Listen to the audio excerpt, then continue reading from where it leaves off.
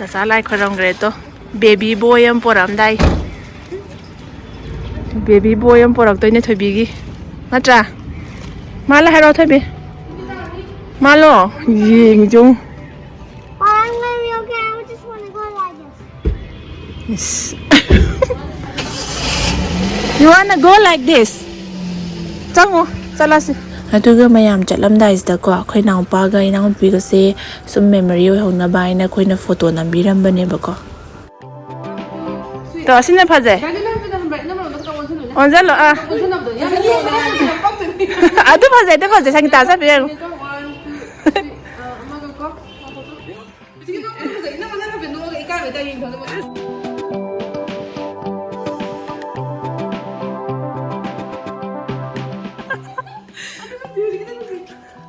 Hajar gitu. Lah. Sang udah bayi. Mana dia lihat kapselnya ada kapalan kan. Di dalam tak. Lebih jam sehari.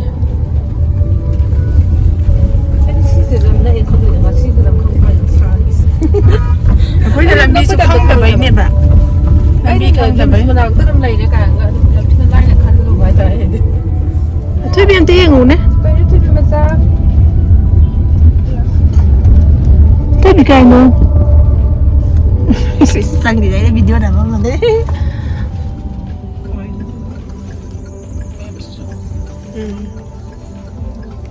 Thì luôn đang tập sang kìa ạ. Thầu rất lẹ gai. Heo kre. Video nào mình này có dầu đấy. Bismillah. I am slow the light.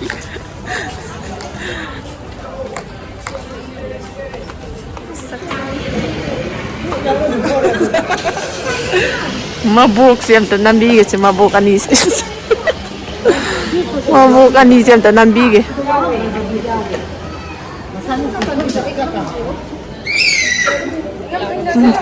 Lao đấy chắc cắt lại em tùy cây nó cây vì nó nắng thấy số ăn đi chứ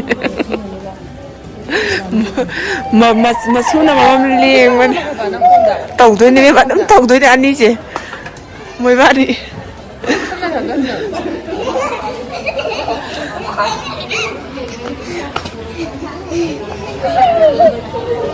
sắc tôi khá giá mà thì năng bục tôi la mùi đập ạ Ringa roses tau dore. To.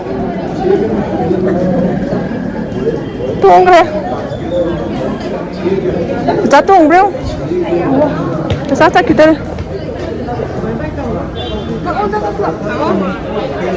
Ya rồi chơi đó. Ya rồi chơi đó sao? Anh nói gì ya rồi gì? Bye.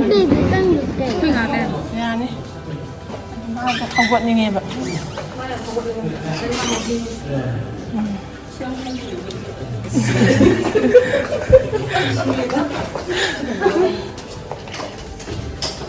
Tôi bị hàng trắng gì? Sister karaoke, sister. Gì vậy em? Tôi bị.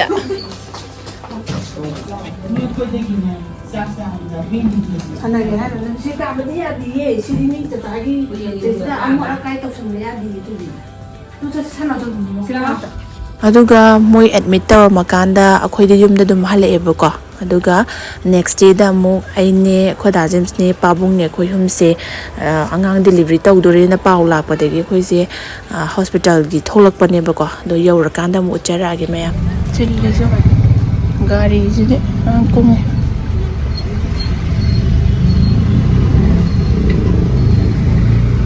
aduga ko je thuna dum yausalakanda adum ngahak lerakanda to Athoibi gi Enaonupa ma phange aduna nupa macha ma poeba ko masak su yam nusi masa su yam phai smain tawrakanda yam harau na nungai na angang su Uhnare thui da lu ko da không ninh gì sợ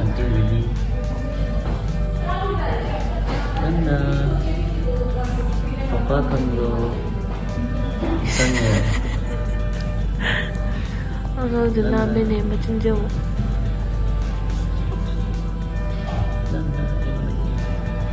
Kapit siya kayo naman. Hindi ko nang pumupadya po pa doon man ang sayang. Athoibi pira ba? Aunty na first pira ba? Kamu sila? Aunty ka chalo cho. Gari daily thok pa yate ko. Okay mo bi ha mo. Stai so mo. Aunty na koi pu gi dore Athoibi di. Big taga paisa ga hap khre Aunty na first pi gre.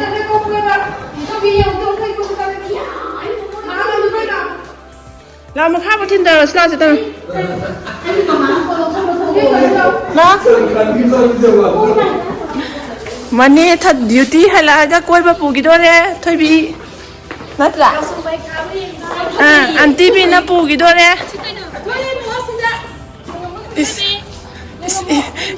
Lai sabi amale. Phanek si ga lai sabi amale aba.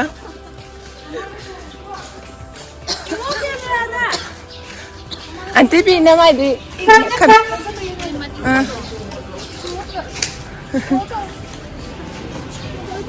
Macha. Jepar di indre. Bibla chura da ma. Kadai no. Aunty nge si sajana phamo samda yaro. Ma samda yaro phajana. Sit properly. Ang suna ba yate ko. Phajana phamo phajana. Phajana khatang khating jalo. Ya to sila to. Aunty bi na pugi dore. Koi ba. Che. Mami de bayan tara mo se.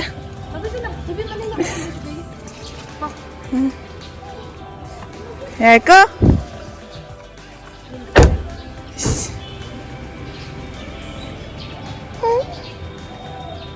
Sabi.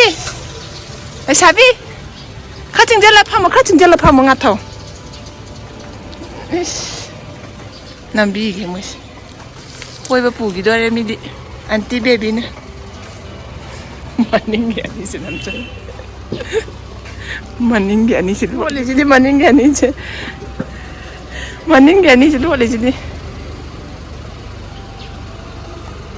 Koi ba pu gre Athoibi. Na yang jari ro.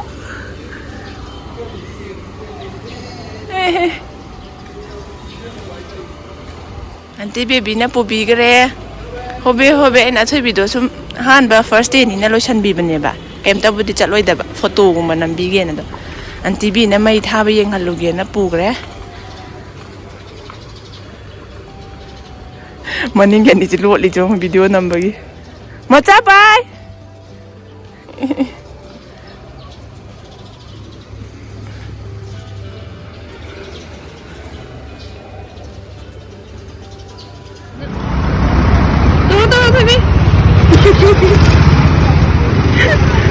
Yeah, thank you. Yeah, ba?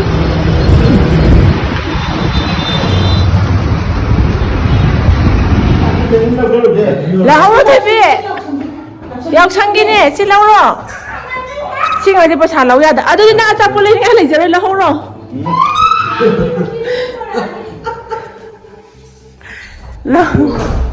Lao ro ma cha. Mà lâu ninh đi nè. Mà là hậu đó. Biết ta hấp là gì? Mà phải xả lâu ya đẹp. Mà nó bị ra khát đi mà anh ấy xuống là lâu ya đẹp. Baby na 500. Là đầu có 500. Xin 1000 rồi đấy. Okay, cookies mà mình đó. Athoibi take ba ya da broke to ba ya da mi ko.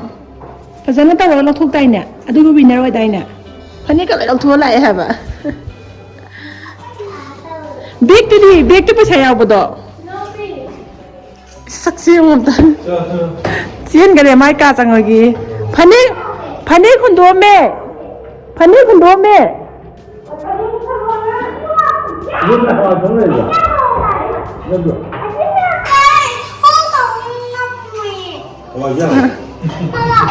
Lagi papa ada pahal help tau lo. Mami dah tahu kita bak tahu. Papa pusan biram mo, imong dah pusan biram. Papa ka sang mina mo lagi mami. Ini dah boleh ni apa? Kata nak apa sapi tu rela urut Athoibi. Yaoshang di pina apa ni Athoibi? Ya yang pina. Kata nak ada thank you hai ro, thank you hai ro. Kata nak ada bor pisah lo se.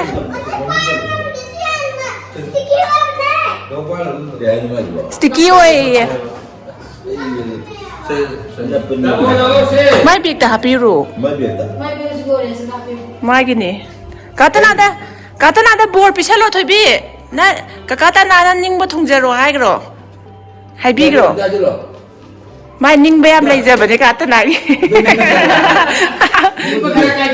Ning batung jero hai ro kata nak ada. Ya, adorable. Is it work or not? It's working. Okay. I'm almost there. Iban. Oh. Moi nak du tong na ba stick to pirak te ba? Hapak tra. Nang check taw ra ba?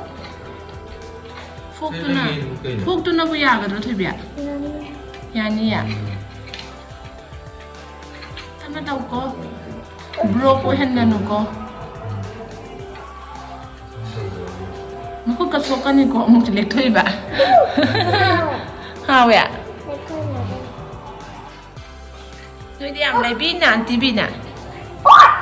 Aunty bi nè làm lại bi à? Cái nó, đặc xí nè cái nó, cái đặc xí ra. Yên cái nè. Anh ta ulo yên cái. Let me see. Thấy mà. Xí xả. Squid Game cái này, bám thấy yên cái lòng mà mình đi không ra đi. Yên cái. Xí nè cái này hay nó. Daxi. Amas na kayo, amas yung yenge. Let me see the other one. Okay. Oh my God. Who bought it for you?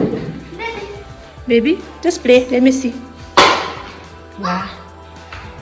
Wow, nice. It's supposed to.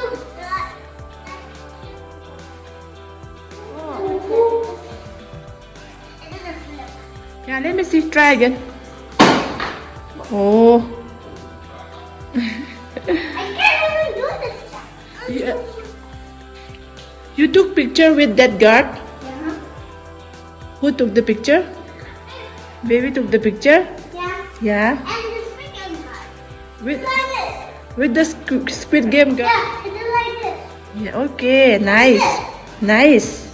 And you need to do this to make this. It looks like this. Okay. Okay. Ah. Try again. Oh, Oh, does it flip? it doesn't flip. No, it doesn't flip. Okay. It's only this.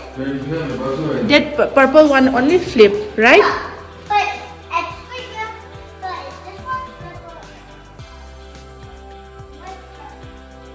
Okay, in Squid Game, in that one, in that movie, it's red color, right? But why is this? I don't know. That one is purple. Yeah. I'm sure you get that. Okay. Oh. Squid Game season karamba lagtore ba? Tree. Season 3 is coming. Yes. You are going to watch? That's rich. What? That's rich. Okay. You are going to watch. I'm not gonna play that. Okay. It's a recorder. What? Recorder. What? A recorder. Okay. That has this one. Okay. Wow. Nice. Yenge, let me see your bangles. Wow, it sparkled. The other one? The other bracelet? Let me see. Who bought it for you? Me. And this one. Okay. Who bought that? Who bought that? Who bought that off soldier top you wearing? Who bought that? You like it or not? Yeah. I did it by myself. Okay, nice, nice, Look. nice. Good job.